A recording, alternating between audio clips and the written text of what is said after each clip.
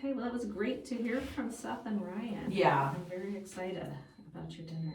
Yeah, they are lovely, and I like that they talked about the menu and kind of provided more information than I could. Yeah. You know, obviously from the chefs, it's going to be more detailed. Yeah. And it makes me more excited, you know, to Yeah. hear them talk about it and explain, oh, this is what it's going to taste like, and this is what you can expect. It's going to be a little fancy. So yeah, I'm pumped. Yeah, and it sounds like a lot of things that, I mean, the average person, it's not a typical Valentine dinner, so it's gonna be, you know, introducing people to some new foods and. Yeah, a very unique experience. Yes, for people out there that are looking for it. That's definitely the place to be. Awesome. All right, well, let's get into a little more on the venue itself. Okay. So, you mentioned it's a family farm, it's been in your family since, did you say the 1950s, I think? Yeah, so my grandfather purchased the property, my grandmother and my grandfather, who are Leo and Arlene Cooper, they purchased the property in the 50s. And my grandfather was an avid outdoorsman. He was an orthopedic surgeon, but in his downtime loved to be out in nature and loved fishing and farms and cattle. So it was just kind of, you know, a little piece of heaven for him, you know. And I'm sure my grandmother loved it as well, but she was definitely, you know, more of like, I like to describe her as like a socialite. Like she was very posh, very lovely, and I think that, you know, they kind of combined, you know, both of their strengths and their love for the outdoors and purchased this property. And she had some family that go way back out in that area of Indiana, out in Westville, and so it was just kind of a natural thing, I think. I'm speculating, of course, because unfortunately I didn't get to talk to them about that.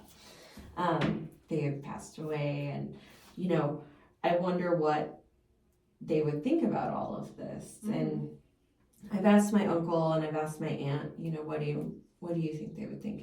And the consensus is that they would be very proud and very happy to see how we've kind of evolved their vision and still. And I think you said he was very much an environmentalist, and so you know, you've got this venue, but you're also preserving all this land and. Yeah, I mean, that's how it all started. About making it accessible to people who, you know, for the dinners and stuff, but also people who like to do the glamping and just the whole farm lifestyle. Right. You know, and it's, my father lived on the property and he passed away in 2021. And then it became a decision amongst my family, you know, what do we do? Do we sell this place or do we preserve it? And, you know, it's, my grandparents wanted this place preserved, and our motto is, you know, changing a culture, creating a legacy. And what we mean by that is keeping this going in our family and keeping this land and keeping as much of it as natural as we can. You know, we don't want to turn it into a subdivision or a data center. We want to keep natural forestry. There's multiple creeks that run through the property. Our family's lake is on the property. Well, how are we going to pay for all of this? You know, how are we going to make this self-sustaining? And I was an event coordinator in Portland, Oregon for a long time, 12 years, and ran my own catering business, my own bar business. And so it was just kind of a natural transition. It started out as like, we're just gonna clean the place up and see what we can do. Then it was, well, we're gonna sell old barn wood because we have so much of it. And then it was, no, we're gonna save this place. We're gonna save this barn that was completed in 1880.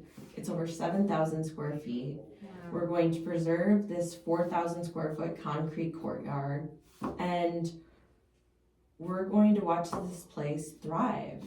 And it's thanks to, you know, my aunt and my uncle allowing me this opportunity and,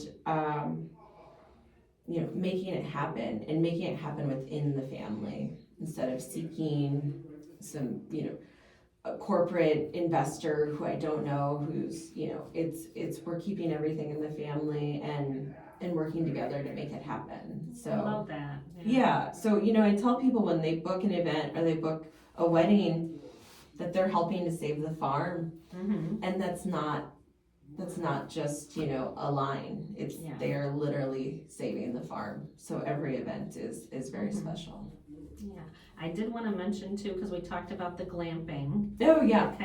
Which is kind of neat. So there is some kind of lodging on site then, or Yeah. So on the property, events, yeah. And it's called the Hideaway. The Hideaway at Cooper Okay. Lake. So yeah, we have, living in Oregon, I mean, that kind of stuff was everywhere. And I was like, this is Really? so cool. Okay. So when I came home, just to generate some income, it was just like, let's put up a tent, let's make it really cute, really cool. And I didn't know who would come out there. And we had a very successful first summer. And then we built another deck and put up another tent. And it's like, so you're surrounded by private property. You are near a toll road, but nowhere's perfect.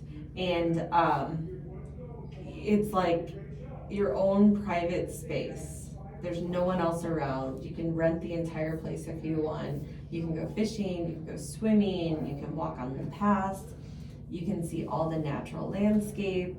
And then you go to this really cool tent, which has a memory foam mattress, a seating area, anything you could need, your own like camping kitchen, showers, restrooms. So it's kind of all there. And like the guy said Sutton, that's how I met Ryan. So Yeah, just definitely as a not little what you getaway. think of as tent camping. It's definitely an elevated. Elevated experience for sure. These are Yeah. large 22 to 24 foot canvas tents. Mm-hmm. So it's actually really cool. And I don't know anywhere else in the area that has that. Yeah, no. And then we're actually going to be moving some of the tents closer to the venue this year. So that's something new that we're doing. It's to provide a place for hangout, or if people want to stay the night on the property, they can. It's just, we're always trying to evolve the experience and make it something truly unique. If I could do, if money was endless and I could do whatever I want, I would put a pickleball court and a very large pool and just have the tents all around and just have it like an adult like getaway, like a camp or something. So that's the next stream, but we'll see. That's very, very, very far down the road. Well, let's talk about the weddings for a minute, because that's a big part of your business, is that it's a wedding venue. Yes. And you've got, tell us the different sites on the property where you can do the ceremony or the reception. So the main reception area is the Leo barn, the big barn, which is an open air barn. Mm-hmm. So we do weddings May through October. We actually have an April wedding this year, but she's renting a really big tent, and then that is going in the courtyard with heaters. Really cool space, original beams, 3 stories high. And then, with the modern touches, like all of our electrical, lighting, floors, safety measures in place. So, it's kind of the farm venue that so many people are searching for right now that they want. Yeah. But we're very affordable. And I'm mentioning that because it's important for us, for my family, to provide a space that people can afford or make happen, so they don't have to choose between putting a down payment on a house or braces for their kid. It's like we can still get married and continue to live our lives without being in significant debt. So that's kind of our mission, is to always provide an affordable space for the community. Nice. And then you got the Arlene barn now, so you can do some smaller indoor Yeah. things as well. Yeah, we have multiple ceremony sites. Essentially, I walk the property with the couples, and we have some designated sites, but they could also, if they like this portion of the field, they could get married there if they want. It's very customizable. Yeah, it's like, here is your canvas, how would you like to paint it, within reason, you know. You know what, we're about out of time. Yeah. Tell us real quick, for your upcoming events, your dinner series, you're still looking for some chefs? I am, and you are the Good Bite, you are the Chicago Foodie Sisters, so who to go to, that's better than We'll talk Carrie. about some suggestions, but if anybody's listening and they wanna reach out to you, cause they're Yeah. interested. Please, just visit our website. It's www.cooperfarmindiana.com, and just submit your information. And we're looking for local chefs that want to do dinners at the farm. So I have had several inquiries, and I'm trying to get back to everybody, but I'm always looking for more, especially with scheduling conflicts and things like that. So we want to find you if you're out there. Great, yeah, if you know any chefs who, sounds like their thing, look up what's the website again? It's cooperfarmindiana.com. Okay, awesome. Well, thank you so much, Natalie. Thanks for being having here. me. I'm so glad we had you back. Yeah, it's so And, nice. Yeah, very much looking forward to Valentine's Day. Also look that up, Valentine's Day dinner with Nude Dude Food at the Woodlands at Cooper Farm. And this show will rebroadcast on Saturday at 2 p.m.